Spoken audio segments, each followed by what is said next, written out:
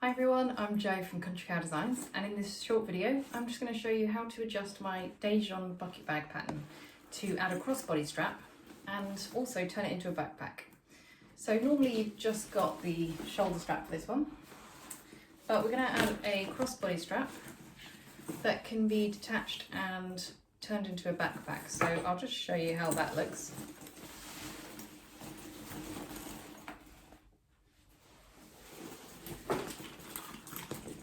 And then you can detach this crossbody strap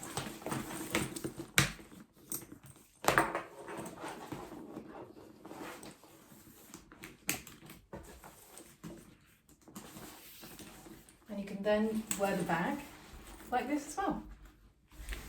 So there's two different versions of this pattern. There is the drawstring version, which is my preferred one and which I'm going to be doing throughout the video. But I'll also show you how to adjust the zip top version. So the zip top version has got a recessed zipper panel, and if you watch my full Deyjon video tutorial, you'll be able to see me making that actual bag. So this is designed to accompany the main pattern.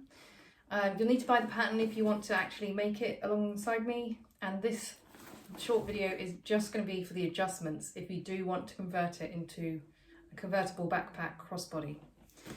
Now if you're making the zip top version, I'm going to put the strap connectors in the side seam, so that's going to get really bulky. If you're using an industrial sewing machine, don't worry about it at all, but if you're using a domestic like me, then I would recommend perhaps offsetting those connectors. So if you've seen my Toulouse pattern, you'll know what I mean.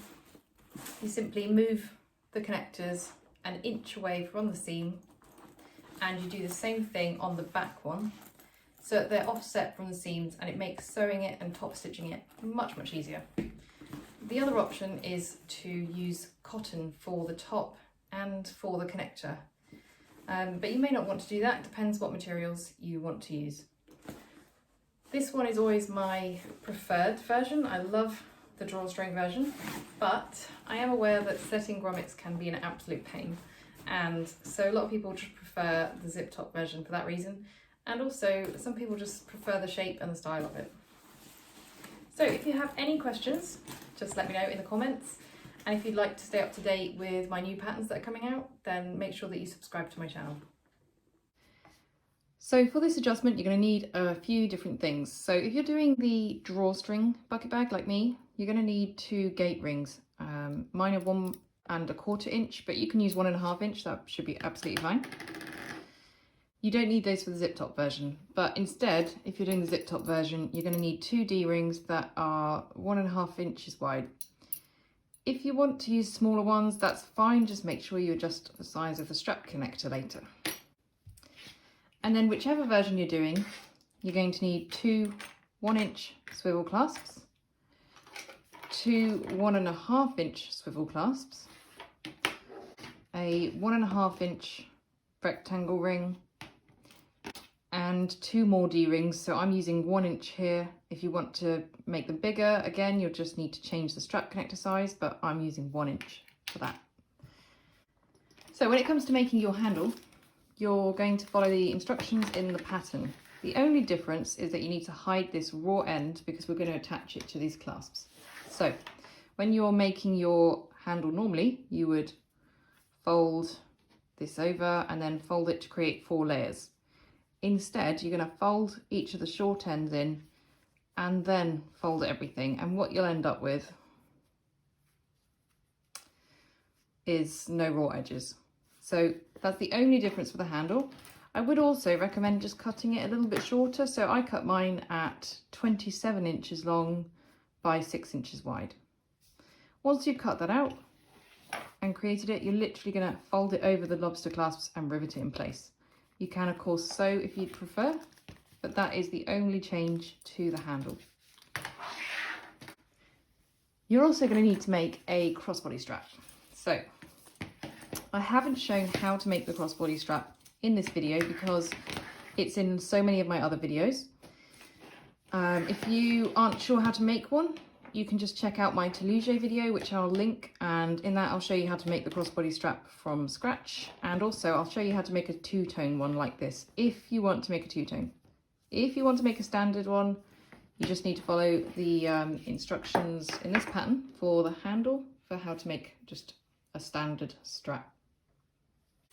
So once your straps are made, set those aside. Now what you're going to need is 3 pieces for your connectors.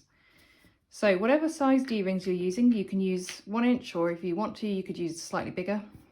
Make sure that the width is double that. So I've got 1 inch rings and I've got 2 inch wide strap connectors. So these two are both 2 inches by 5 inches. This third one is for my rectangle ring, which is 1 1/4 inches wide. Your rectangle ring needs to be at least 1 1/4, or it can be 1 1/2, but whatever you choose, this needs to be double the width and it needs to be 5 inches long. So for my 1 1/4 inch rectangle ring, my connector piece is 2 1/2 inches wide.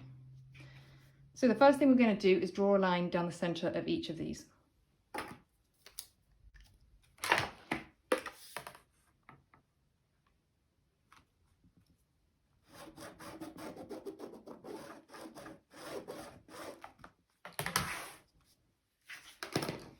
Now, my line isn't particularly central, but that doesn't actually matter. What we're going to do is fold both long edges into that center line. And I'm just going to use some double-sided tape to fix this in place. So I found some double-sided tape that doesn't stick to my needle. Normally I use beacon glue because I have trouble with tape, but this one seems to work okay.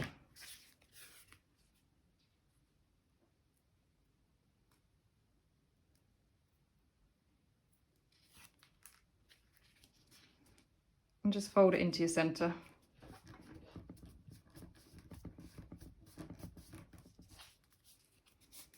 And repeat that on the other side. Once that is folded in and you've got this center line, just take it over to the sewing machine and we're going to top stitch 1/8 of an inch from each of these long edges.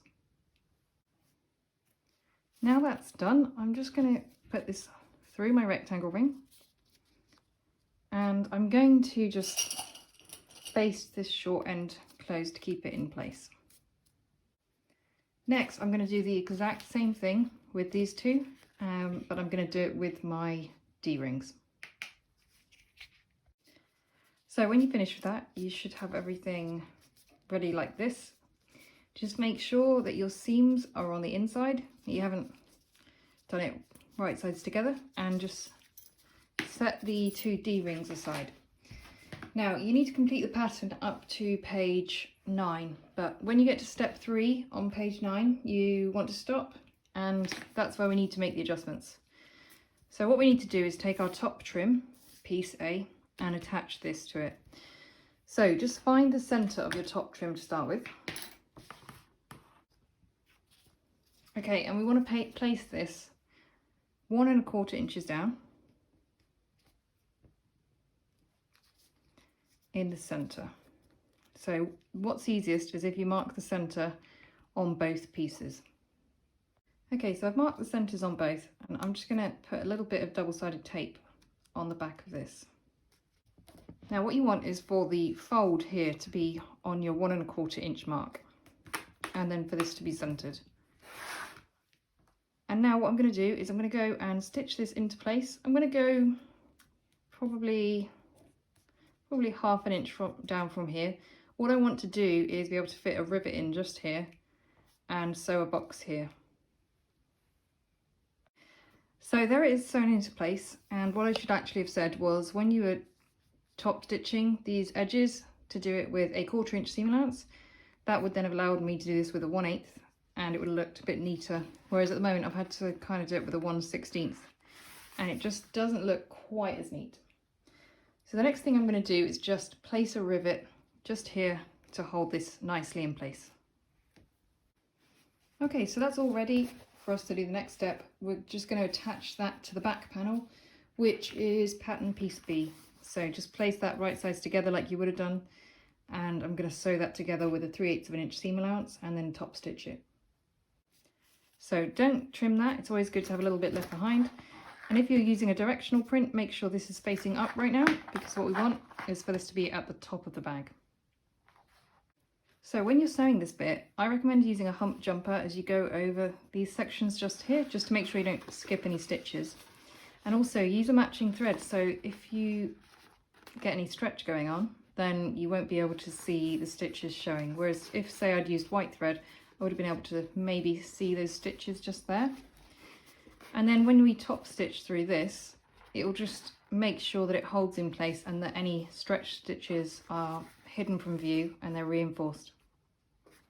Okay, so I've top stitched that into place. Now what you're going to notice is that this is going to be slightly different to the front panel. So because of the zips on the front panel, we've top stitched the top, but because of this and not being able to fold it back and top stitch through it, it means that the top stitchings are on different sides. So for me, I'm absolutely fine with that, and I think it's worth it in order to hide the end of this. But there is another option. If you don't want this and you want them both to match, then you can assemble these two pieces first and you can attach this a different way. So the way that I would do it then is basically, I wouldn't have basted this, but you would connect it that way and then attach it as a standalone, as a completely separate piece. So that's how I would have attached that, and then that would allow you to top stitch the top. Now for me, it doesn't look as neat. I really like to have this sort of hiding into here, and I don't mind that my top stitching's on different sides. So you can choose which way you would prefer to do it, but for me, yeah, this is my preferred method.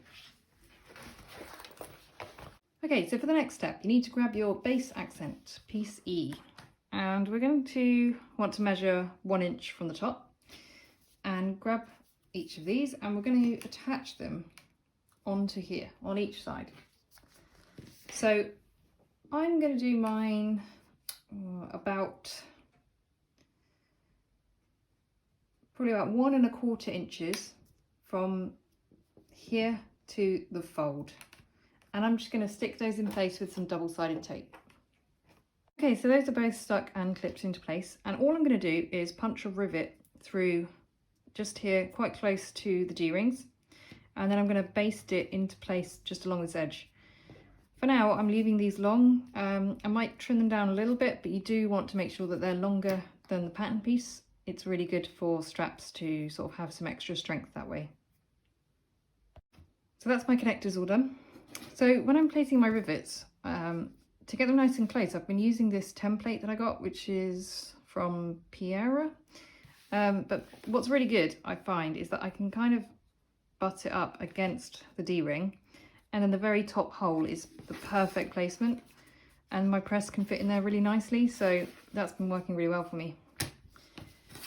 So the next thing we're going to do is grab the rest of this back panel and clip those right sides together, and I'm going to sew it together with a 3/8 of an inch seam allowance. Okay, so that is your back panel finished. So yeah, I'm going to trim these down just a little bit, just so that I haven't got masses in my seam.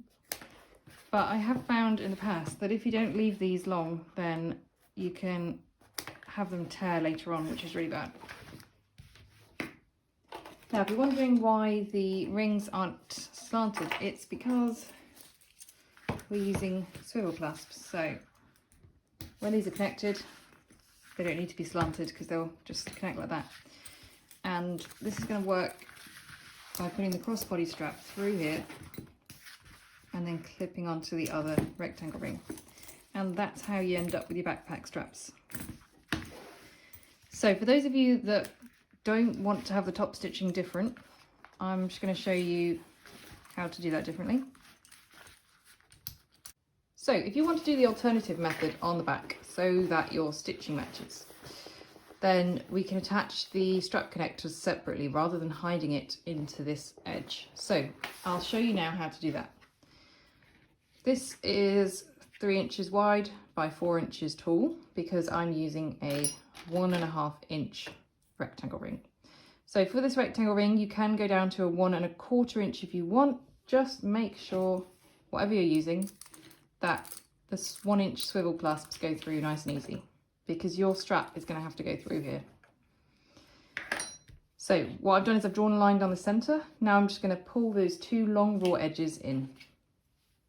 Okay, so I've just folded those 2 long raw edges in, and I've held that in place with double-sided tape.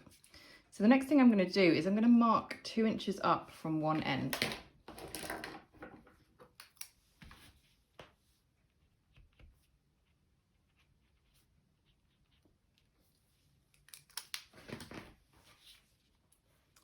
Okay, I'm going to fold this top edge down to meet that line. And again, I'm just going to use some double-sided tape to hold that in place. So you just want to fold that down to the line. Then we're going to fold up this end to meet it and stick that in place as well.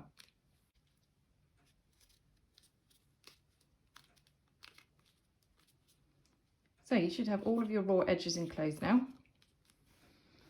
And then all you would do, you wouldn't obviously have this one fitted already, so you would just simply attach this to the center of that top trim. Just butt up the bottom against the seam there, and I would stitch that into place and perhaps use a couple of rivets as well. So if you're making the zip top, you're going to need to make some D-ring strap connectors. So I'm using 1.5 inch wide strap connectors, which means I've made mine 3 inches wide and I've made it 4 inches tall. So the first thing I'm going to do is, once again, I'm going to fold these edges into the middle and stick them in place. Okay, I've also top stitched both long edges. So now I'm just going to put that through my D-ring. I've got some double-sided tape just to hold that closed, or you can just baste stitch it. Now I'm going to mark this 1.5 inches down from the fold. So hopefully you can see my fold there, it's 1.5 inches. And I'll just mark that. Now you need to fit this to both sides of the exterior. So you want to make sure that your seam is open and line up that line that you've drawn with the top. Make sure it's centered on the seam. And then you just need to baste that into place. Do the exact same thing on the other side, and then you'll be ready to finish constructing the rest of your bag. So this is what your finished bucket bag should now look like. Now, if you're doing the drawstring like me, you need to fit your gate rings. So my gate rings are 1.25 inches. This is definitely the absolute smallest that I would use. You can see that it fits just about through these 2 holes. If you wanted to go for, say, like a 2 inch, you can make more of a feature of them. It's just whatever you prefer. So because I've got gate rings and not spring rings, I've unscrewed mine. And what you need to do is, on the 2 side grommets where you've got the seam running down the middle, you need to feed the gate ring through those 2.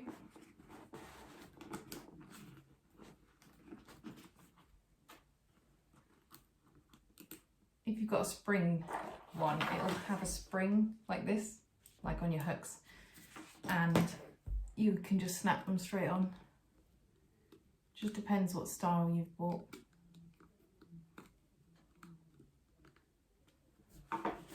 Right, so once you've got those in place, what you need to do is hook your handle and your crossbody strap onto those,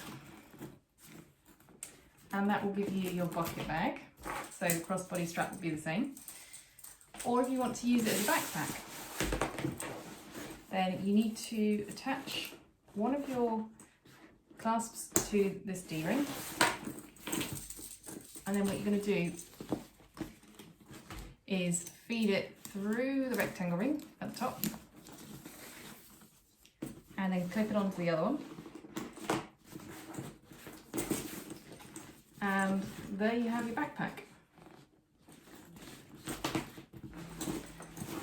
So that's the alterations.